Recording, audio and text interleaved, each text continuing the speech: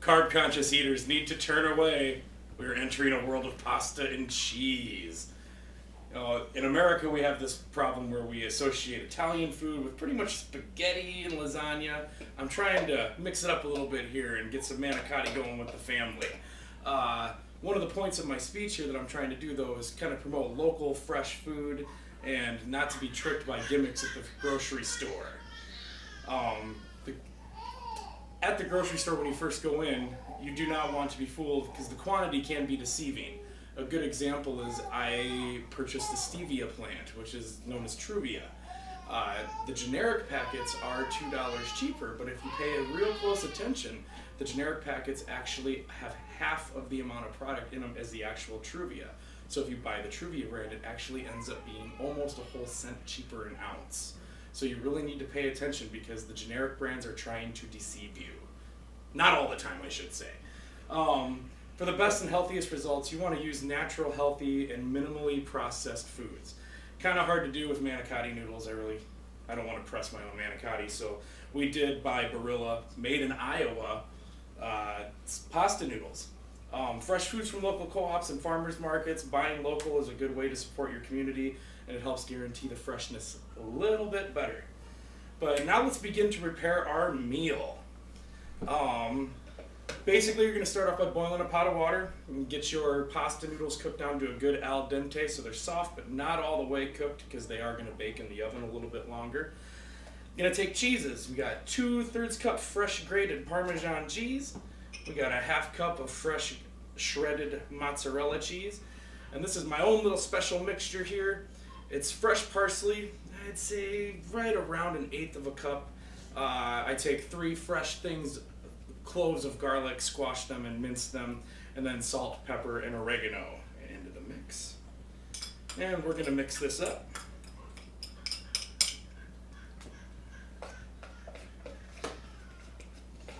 You get that good in there, we're going to throw in 15 ounces of ricotta cheese. I could not find any local ricotta cheese, so we went with the Hy-Vee brand today, unfortunately. And you were looking for this to be almost like a consistency with bread dough. Give it a quick little whisk.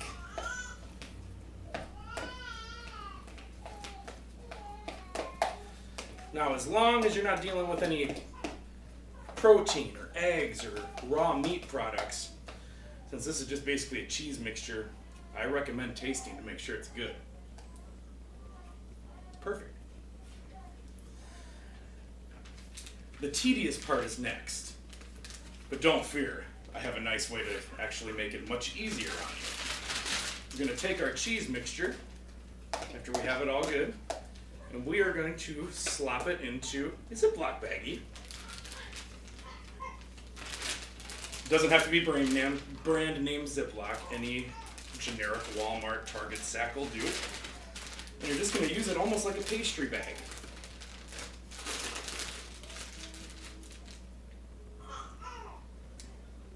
Cut the little corner off the end.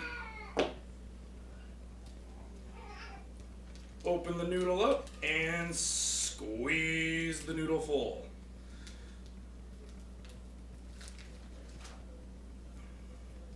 It saves time and it's a lot less messy. And you are going to do that with the amount of servings. This will serve roughly between 4 and 6 people depending on the appetites that you have in your family or the people that you're serving. Once you get them all in here, you're going to load them up in a pan all next to each other. You're going to put a layer of pasta sauce at the bottom of the pan. You don't need to grease it. That pasta sauce is going to work as the grease itself. You're going to load that up, and then you'll actually take, once again, I didn't feel like pressing all the homemade pasta sauce myself, so we went for the local brand, made in Ames, Iowa, Barilla pasta sauce. And you're going to actually cover each individual noodle with the sauce and get it good and saucy.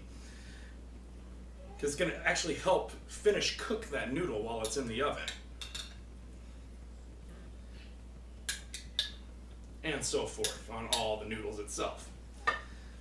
For the actual baking process, you are going to cover this with foil and stick it in the oven 350 degrees for 25 to 30 minutes, depending on your oven and where you're at. Altitude could play a difference, but living in Iowa, I have no idea. About 25 to 30 minutes, your timer is going to go off, and you're going to go check it, and you're not quite done yet. You're going to actually pull it out of the oven and pull the foil off.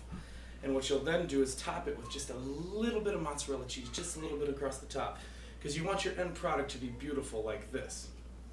And it usually serves well with a salad or some sort of bread and dipping sauces and all sorts of wonderful things.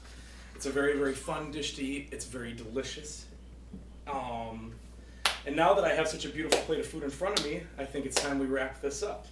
The main part that we need to make sure is that we are shopping smart and we are buying local.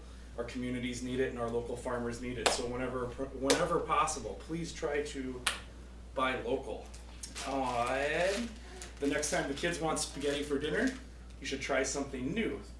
Andamio da managgio, which is Italian for let us eat. Thank you very much.